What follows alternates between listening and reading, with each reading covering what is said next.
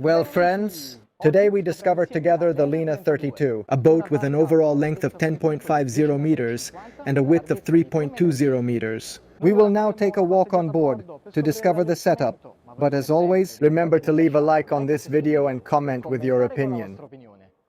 Let's check it out together. At the stern, there are two platforms added to the hull, separated from the engines. Engines that see a pair of Suzuki DF300 AP in this case, but the minimum engine version starts from 300 horsepower up to a maximum of 700, available exclusively in double engine version. We see how inside the left platform there is the boarding ladder. Retractable climbing ladder inserted inside this hatch. In this way, the walking surface is free from clutter, and we also have this comfortable grab handle to facilitate exit from the water. Look at the extension of the stern area, which therefore allows you to walk easily throughout the entire rear portion of the boat. There is also the added platform to cover the engine cockpit, but thanks to the hinges we can lift it, and therefore allow the complete tilt of the engines. A little further on, installed here on the stern, there is a mini rear dinette, thanks to the possibility of folding up these supports. In this way, a small table is created, with two additional seats directly overlooking the sea. Here we find the predisposition for the dock cable, for charging the batteries. A little further down there is the shower, for rinsing in the stern area, and obviously the double cleat for mooring on one side and on the other. We then go on board. Preferential access on the starboard side with this rather wide corridor. Look. Right from the stern, we are well protected by the bulwarks, so we are always nestled inside the boat. In this way, even less experienced people can move in total autonomy. We then access the cockpit. Cockpit here too, free from obstacles on the deck surface, with fixed rear dinette, because there is a central table installed, with the possibility of raising and lowering it. In this way, you can also add a cushion, therefore having a single large sun deck at the stern. And as I was telling you, even in this case we are well protected, because there is a padded backrest, which gives greater protection inside the cockpit. Plus the sofa is stowed inside. There are two lockers, which allow you to expand the storage space. While on the floor, there is an additional technical compartment with batteries, systems, tanks, and bilge pump for any ordinary and extraordinary maintenance. At the bottom of the sofa, there is a subwoofer supplied by Hertz. Hertz system installed on board, which ensures excellent sound anywhere on the boat. We find two other speakers installed here above, in addition to artificial lighting, which therefore ensures a rear comfort zone even at night. So let's go inside. Access with triple sliding window, which can therefore be easily set aside on a single side. But we can also open it from the opposite side, because on the left there is the provision to electrically raise and lower the TV. In this way, a real internal lounge is created with a direct view of the television. Upon entering, we notice that there is a central preferential corridor for onboard movement, with the internal kitchen on the starboard side. Kitchen with hob, in this case gas, with double burner. But on request, we can choose to install any type of hob. And here instead, there is the sink, practically homemade, with a support that also acts as a chopping board. The refrigerator is not missing at the bottom. This is a first, but there is also another one here, installed below the sitting area. Obviously, the layout is customizable, with accessories on request. Here, however, there is the HMR50, also supplied by Hertz, with the stereo system and the other instruments for monitoring the onboard systems. Look at the visibility. Practically secured at 360 degrees, with the exception of the rear uprights of the hardtop. In this way we can carry out any maneuver, and even during navigation we can monitor what is happening around us. The internal lounge, on the other hand, features a dinette with a central table, and double sofas, one facing the other. And here too there is the possibility of lowering the table and adding the cushion, in order to obtain an additional 1.5 bed space. In addition, obviously, to the presence of the glass window, to give greater air circulation, which combines with the manhole at the top.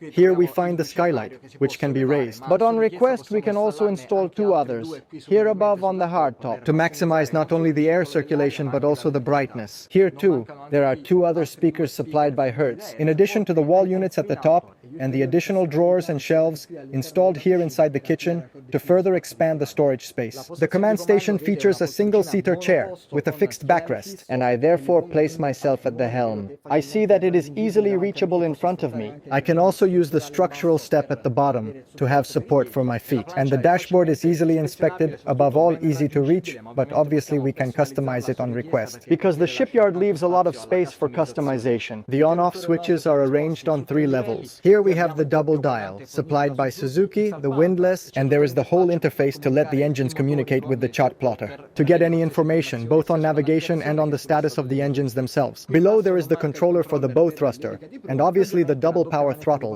on the starboard side. Next to the command post there is also this window, which allows quick access to the gangway, and therefore facilitates the maneuvering phases, but we will see this in a moment. We go inside, into the cabin.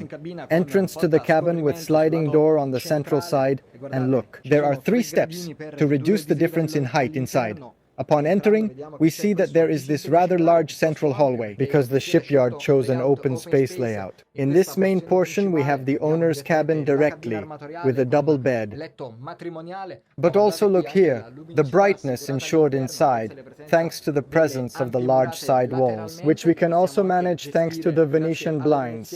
Here there is an additional porthole to maximize air circulation, and there is also the presence of a manhole at the top. In this way, we can also do without air conditioning inside, even if it is available as an option. Obviously, there is no shortage of storage space with drawers and shelves where you can store practically everything. And there is also a good support surface with upper reinforcement to avoid dropping objects and causing them to slip during navigation. And we can also take advantage of the shelves positioned along the profile of the cabin, because as I was telling you, in this way all the objects find their place. In a separate cabin there is the bathroom, located here along the starboard wall. Upon entering, we see that there is a sink along the wall, a further drawer at the bottom, as well as 2 wall units at the top. Here too there is the glass window to further optimize the internal brightness, while towards the stern there is the shower with a separate cabin.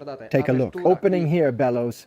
And there is also the presence of the toilet installed towards the stern, but as I was telling you, there is a lot of space. The shipyard chose this distribution to separate the rooms, and above all I will show you the internal height. Look, I can stand completely in the bathroom, but also in the main cabin, you see, I can move without any kind of difficulty, while towards the stern there is the guest cabin. Guest cabin, therefore, with rear entrance. You see, upon entering, there is a first piece of furniture positioned along the left wall. At the bottom, there is the bed and therefore a guest cabin for 2 people with an adequate height, because look, there are different levels to therefore allow us to lie down completely. In this portion here, the legs go to the bottom, while here at the top, there is still space. Above all, I will show you the internal height, because look, I can stand completely upright in the main portion, then it goes down, because we have the upper deck level. But I can literally get down on my knees and I still have livability. Here I still have space in the front portion, but when I am sitting, I can stay totally relaxed, even below these steps. So a cabin for 4 people, perfectly usable. And also look at the depth, with the presence of the porthole and the contralateral glass. In this way we have a real cabin for 4 people with a separate bathroom.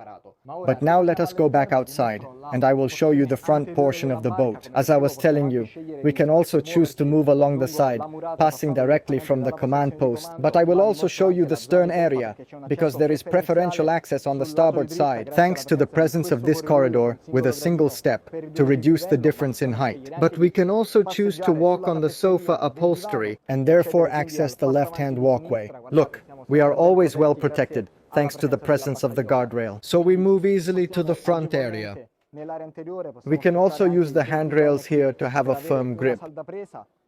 Also in this case, there is the preferential corridor with the wall that provides protection up to knee height.